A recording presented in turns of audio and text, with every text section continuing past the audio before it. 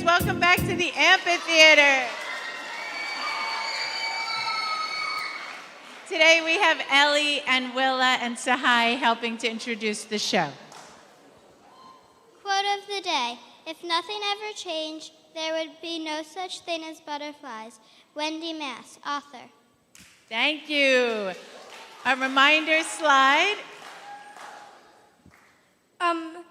The 2025 Bubba U patches and Uniquely U patches are being passed out in major classes for 4B only students. Teachers, if you don't receive an envelope of the 2025 Bubba U patches by the end of the day tomorrow, reach out to the chair of your department. Hello, Usdan!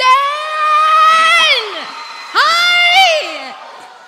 I'm going to share with you some community practices. You all know the first one. When the lights go off, you can take off to your next class. No eating ever in the amphitheater. Let's face it, who wants to eat in the amphitheater?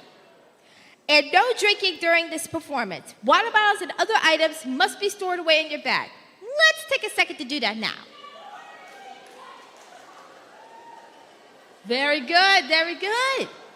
And as always, stay in the zone. Leave your phone alone. A few more community practices are showing to you now. And then how to appreciate today's performance. So today is our first creative writing performance of the session. So all you need to do is listen, and at the end of each piece you can applaud, thank you for demonstrating, or snap.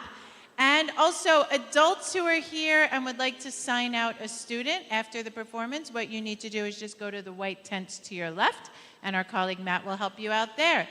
Okay, so we have creative writing majors and minors from the senior division today, and to help introduce them, please help me welcome to the stage their teacher, Damon.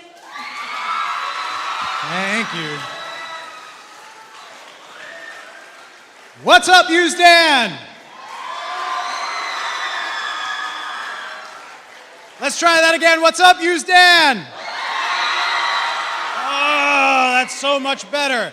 Please give lots of that energy to the creative writing students. Often we think of writing as this quiet thing that happens in isolation, but what you're going to see on the stage is meant to be interactive. If you hear something that moves you, that impacts you, you don't have to wait until the end to react. You can give the writers snaps in the middle of their pieces, but at the end of each of their pieces, you can definitely give them lots of energy and applause. We're going to bring the writers up in rounds, in groups of 3. And I think that's it. Can I get our first round of 3, please? Please give them a round of applause.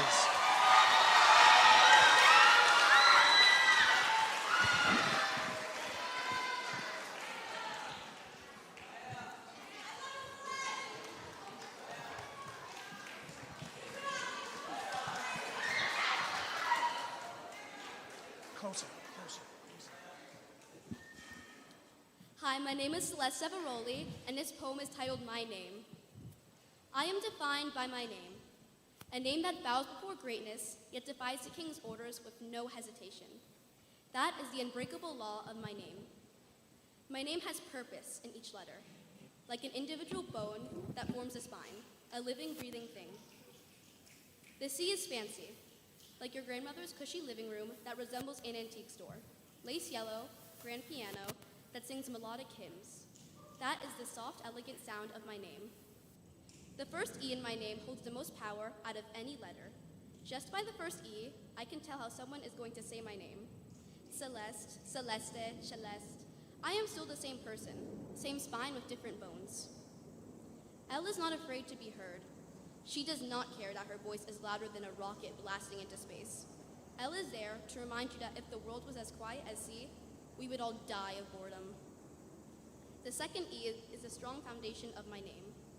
The selfless thread holding everything up, while his strength screams in agony, no one there to help. S is like the silver sequin stars that shower the night sky like a giant disco ball. T observes the world through lenses of optimism and hope, her spirit so strong that no matter how hard people try to bring her down, she manages to stay smiling. The final E is the last touch of a masterpiece, the tip of a name strong and bold, a spectacular end.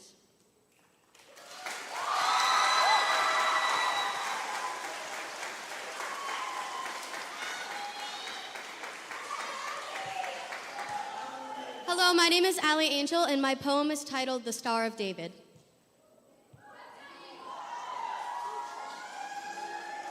The Star of David that I wear around my neck weighs only 1.5 grams, yet it is the heaviest thing I've ever worn. The silver is tarnished like the hands of those before me, who held their sons, watched the dawn, and baked their bread, knowing they would never be able to see any of it rise. The chain is simple, dipping below my collarbone in cool droplets of metal that cling to me in the heat like sons and daughters that clung to their mothers and fathers, knowing they would never be seen again. When I press my finger to one of the spikes, it stings. But what a privilege it is to feel. What a privilege it is to wear it around my neck for those who could not. To drink grape juice and eat challah after services while many before me could not. To read the Haggadah at Passover while many before me could not. Now it weighs heavy, with blood and sweat and tears, souls too, yet I do not take it off. I wear it and I adjust to it. For each weight added, I grow stronger. For each soul lost, I promise to carry it forever. Every time I say a blessing before I eat, every time I celebrate Hanukkah and Rosh Hashanah and Yom Kippur in the warmth and comfort of my home, every time I use my voice to sing through Adonai in his holy temple, there are millions of Jews above me peeking behind the sun-drenched clouds, and they whisper, Bati ani ga'abech, Bati ani ga'abech, my daughter, I am proud of you.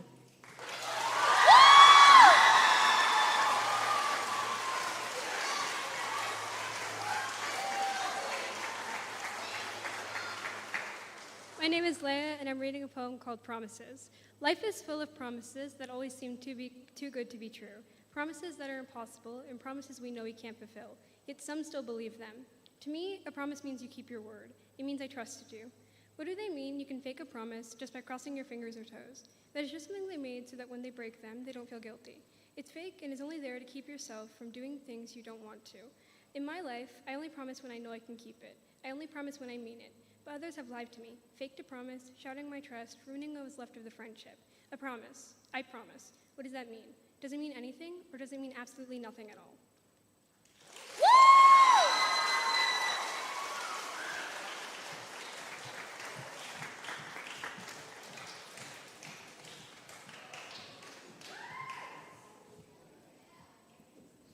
Give it up for our next set of writers.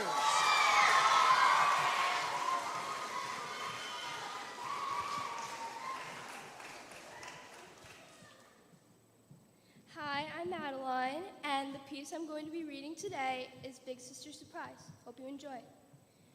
When I was 6 years old, my mom asked me what I wanted to be when I grew up. I wanted to be a big sister. One day, my parents asked me to come to the dining room. I was thinking of so many things. Is it exciting? Is this a surprise? When I came to sit at the table, there was a box where I usually sit in the morning for breakfast. What's in this package? I thought to myself. I slowly opened the cardboard like things are about to change. In the package, there was a long-sleeved pink, white, and purple shirt with a brown camera on it. The purple letters were written in cursive. I read it as, "Oh snort, I'm going to be a pig in a wig." What the shirt really said was, "Oh snap, I'm going to be a big sister." I looked back up at my parents smiling with joy. I excitedly asked, "Is this really happening? Am I really going to be a big sister?" My hands shook with excitement. I jumped up and down on my living room carpet like the biggest trampoline ever. Then I turned 7. I was officially a big sister. My grandparents took me to the hospital to meet my brother. Once I saw him, I was giggling. His face was as tiny as a mini marshmallow pie. His cry was like a baby horse. His eyes were as blue as the ocean. His name is Oliver. Oliver was born on November 2nd of 2018. When I first met him, I already knew we were going to be best friends forever. This was the moment to remember, and I will never forget it.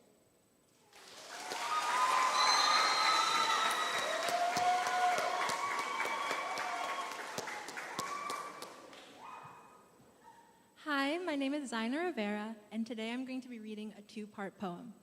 The first part is entitled Drifting. Curtains close, sleep enters stage right. Spotlight like stars illuminate its descent. and I am the main actress in a film so distant, yet so familiarly mine. But that's just the magic of the big screen. Art reflects life, and this mirror reflects us, a visage of perfect, unadulterated love. Kitchen scene dream. And she kisses me, oh so sweetly. Lips of sugary floss and flower-scented gloss, softer than the moonlit eves of days long gone by. Their memories chirp, saccharine songs of spring birds that fill my head with thoughts lighter than helium and higher than our stars. She's indulgent, decadent, but most of all, she's mine. And we dance on the linoleum floors of this paperclip kitchen. The sounds of our stumbling footwork in the morning quiet penetrate the medley of songbird and little lies, and in my life, as she is in my arms, and we're soaring into the sky, inviolate in nature, impregnable in sentimentality, yet starving for good food, good times, and a good life, where our hangry hearts are satiated by this loving embrace.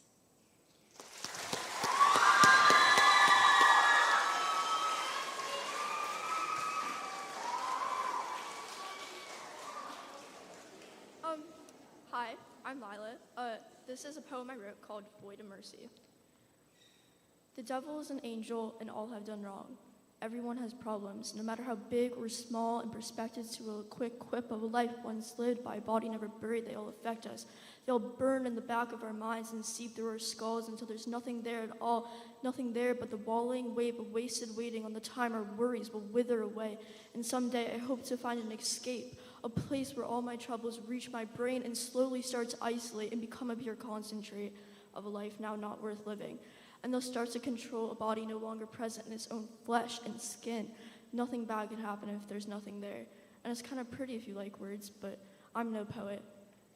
Everyone has problems, for the devil is an angel and all have done wrong as the saws sit on a perch singing their midnight song. And the night is a thief of the colors of the day, the black and the white of the sun and the gray of the moon. They haunt the heathens above them, until I bring a bear so willing I become my own decoction. The tincture of the Usdan that flows through my blood and lives in my mind collapses in his own skull that's now embedded into mine. And there's nothing else there to do but watch as the walls of warfare warp and wear, and the weight of ravage, the bleeding in my brain, the holes in my veins, the harm and the pain. Everyone has problems. Any longer in the chamber of wits of wisdom seem to fade, leaving now but a void of mercy to those who can't seem to sin. And now once more the darkness has stolen from the light and replaced it with gray. For now I am numb as all but the day.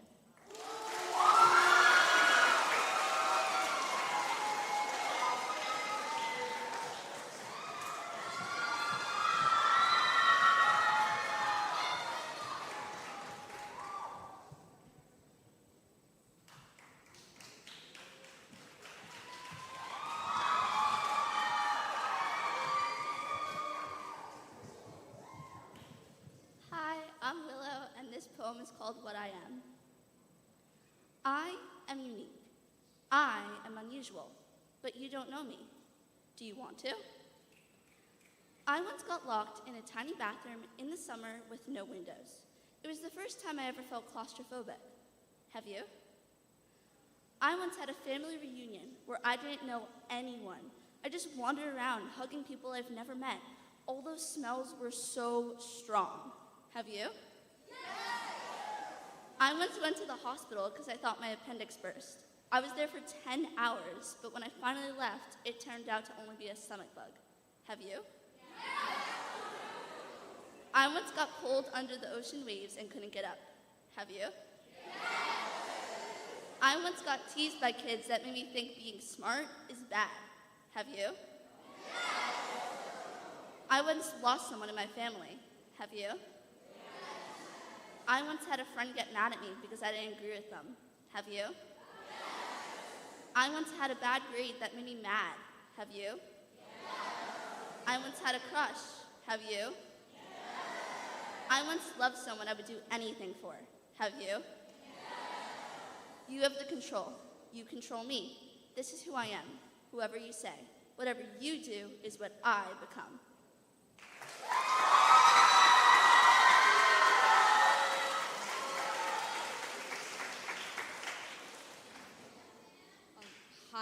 My name is Anya, and I'm going to be performing a poem that I titled Moths. Pain and agony, just for a small amount of silk. It squeaks in pain, writhing to get out of its cocoon. It isn't fully formed. Before it could even explore, it gets bathed in cold, wet darkness. What good this creature could have done to deserve this? For the sake of silk that we waste every single day. Sometimes I question, what is the point of other life forms? To get slaughtered by humans in modern culture?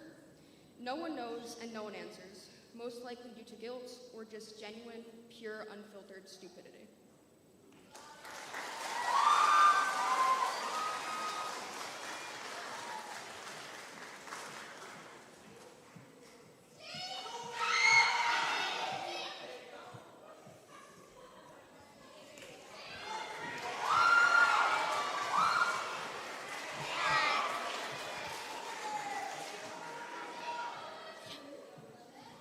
Hi, my name is Raina, and I'm going to be reading The Chrysalis. Sometimes she forgets she is a god. She pauses her pacing and stares at her blistered and waterlogged hands, and recalls how those hands could tear open the skin of the heavens and let the ichor rain down to taint the sea. The whitened calluses on her palms fall off to expose pink flesh underneath, and then she begins to laugh. It's a cackle of raw desperation combined with pitiful awareness. How many more sacrifices must she make in order to cure the disease that is life itself? The rotting heart of the hollowed whale beats thrice more as it hears her screams. Yet now all that runs through its veins is impure salt water that would make all that is holy recoil in disgust. Her thoughts begin to swirl like an eternal whirlpool. Even goodness has turned impure now. Filth has seeped into virtue and the blood has been tainted. Each passing second the septic fever rises by a degree. Mother's chrysalis shrivels as the arteries of the whale pump dead fluid into her. She is shrinking away from the cold. Nothing may stunt the future queen now, for her metamorphosis is almost complete. But is a true royalty deserving of nothing but comfort? Though perhaps, in this rotten realm, the sole comfort the two of us deserve, dear mother, is the embrace of blackened silt.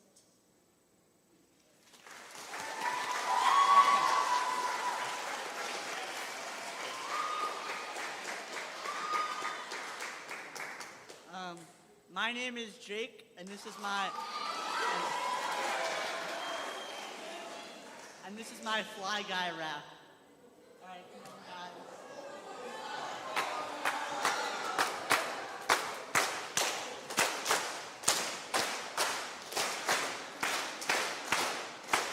Fly Guy is the coolest dude.